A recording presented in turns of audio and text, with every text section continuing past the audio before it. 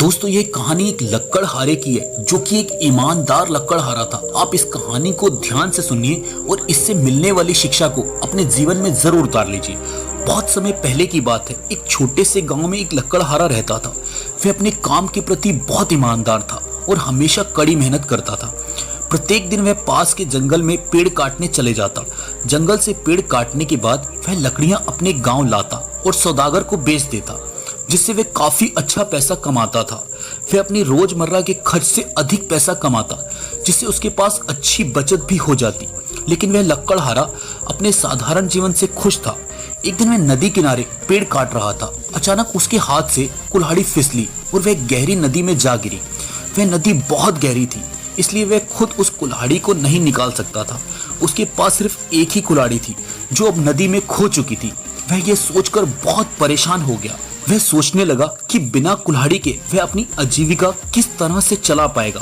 वह बहुत ही दुखी हो गया, इसलिए वह भगवान से प्रार्थना करने लगा। वह सच्चे मन से प्रार्थना कर रहा था, इसलिए भगवान ने उसकी यह बात सुनी और उसके पास आकर पूछा, पुत्र क्या समस्या हो गई? लक्कड़हारे ने अपनी सारी बात भगवान को बताई और अपनी कुल्हाड़ी लौटाने के लिए भगवान से विनती की। भगवान ने अपना हाथ उठाकर गहरी नदी में डाला और चांदी की कुल्हाड़ी निकालकर लक्कड़हारे से पूछा, क्या यह तुम्हारी कुल्हाड़ी है? लक्कड़हारे ने उस कुल्हाड़ी को देखा और बोला, नहीं। भगवान ने अपना हाथ दोबारा पानी में डाला और एक कुल्हाड़ी निकाली जो सोने की बनी हुई थी।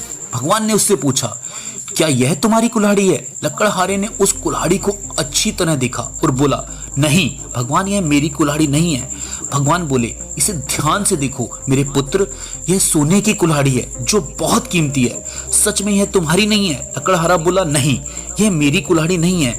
मैं सोने की कुल्हाड़ी से पेड़ नहीं काट सकता, यह मेरे किसी काम की नहीं है। भगवान यह देखकर बहुत खुश हुए और अपना हाथ फिर से गहरी नदी में डाला और एक कुल्हाड़ी निकाली। यह कुल्हाड़ी लोहे की थी और भगवान ने लक्कड़हारे से पूछा, यह तुम्हारी कुल्हाड़ी है? लक्कड़हारा कुल्हाड़ी देखकर बोला, जी हाँ यह मेरी कुल्हाड़ी है। आपका धन्यवाद। भगवान लक्कड़हारे की ईमानदारी देखकर बहुत खुश हुए। उन्होंने उसे लोहे की कुल्हाड़ी दे दी, साथ में उसे 2 कुल्हाड़ी जो कि सोने की और चांदी की थी उसकी ईमानदारी के लिए इनाम में भी दे दी।